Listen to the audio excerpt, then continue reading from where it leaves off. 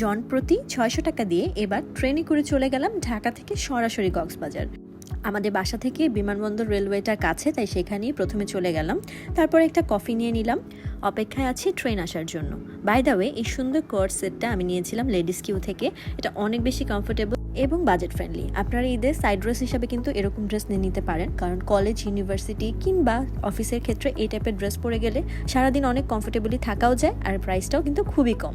আমাদের ট্রেন ছিল সকাল 6:15-তে, আর ঠিক টাইম মতোই আমাদের ট্রেনটা কিন্তু চলে আসলো। যেহেতু নন এসি শোভন চেয়ার নিয়েছি, তাই একটু শঙ্কাতে ছিলাম যে ট্রেনের অবস্থা কেমন হবে। তো তারপরে আমরা যখন রেল স্টেশনে যাই, ওনারা আমাদেরকে অফার দিয়েছিল যে কয়েকটা সিট ফাঁকা আছে, আপনারা চাইলে আপগ্রেড করে এসি নিয়ে নিতে পারেন। তো আমরা সেটাই করেছি, আমরা কিছু টাকা অ্যাড করে আপগ্রেড করে এসি নিয়ে নিয়েছি। পার পারসন এসিতে খরচ হয় হচ্ছে 1350 টাকা, তাই আমরা বাকি এক্সট্রা টাকা দিয়ে এই সিটটা নিয়ে নিই। এখন আসি টিকিট কাটার বেলায়। টিকিট কাটা অতটা সহজ না, কারণ অনলাইনে টিকিট সবসময় অ্যাভেলেবেল থাকে না, আর স্টেশনে যেয়ে কাটাটাও কিন্তু খুব ডিফিকাল্ট হয়ে যায়। তবে আপনারা যদি অনেকক্ষণ সময় ধরে চেষ্টা করতে থাকেন সারাদিন ধরে, অবশ্যই টিকিট পেয়ে যাবেন। কিন্তু অনেক সময় দেখা যায় পাশাপাশি টিকিট পাওয়া যায় না, সেক্ষেত্রে আপনারা ট্রেনে ওঠার পরে ম্যানেজ করে নিতে হবে। যাই হোক, ইট ওয়াজ আ লং জার্নি। 6:30 থেকে প্রায় 3টার মতো সময় লেগেছিল। এতটুকু টাইম আসলে একটু বোরিং লাগে অনেস্টলি স্পিকিং, বাট আপনারা যদি অনেক মানুষ নিয়ে যান তাহলে হচ্ছে আপনাদের বোরিং লাগবে না। কিছুক্ষণ পরে হচ্ছে নাস্তা আসবে। এখানে একটা নাস্তায় ওনারা সেল করছিল, যেখানে একটা প্যাকেজে একটা বার্গার, একটা প্যাটিস থাকে, অ্যান্ড অবশ্যই অনেক বেশি এক্সপেন্সিভ ছিল, বিকজ এটার প্রাইস ছিল 180 টাকা।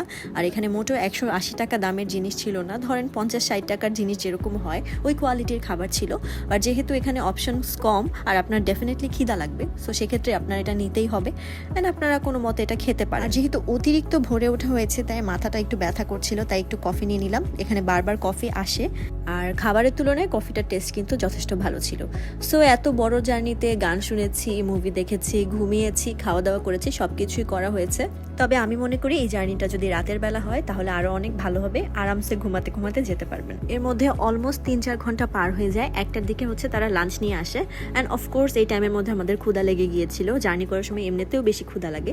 সো এখান থেকে হচ্ছে যেই খাবারটা তারা সেল করছিল ওটাই কিনে নিলাম। ওটা হচ্ছে চিকেন বিরিয়ানির একটা প্যাকেজ ছিল, এটার প্রাইস সম্ভবত 220 টাকা করেছিল, অ্যান্ড অফকোর্স এই খাবারটাও খুব একটা ভালো ছিল না। যদি আপনারা নিজেদের খাবার ক্যারি করেন তাহলে তো আলহামদুলিল্লাহ, যদি না করেন তাহলে তো এটাই খেতে হবে।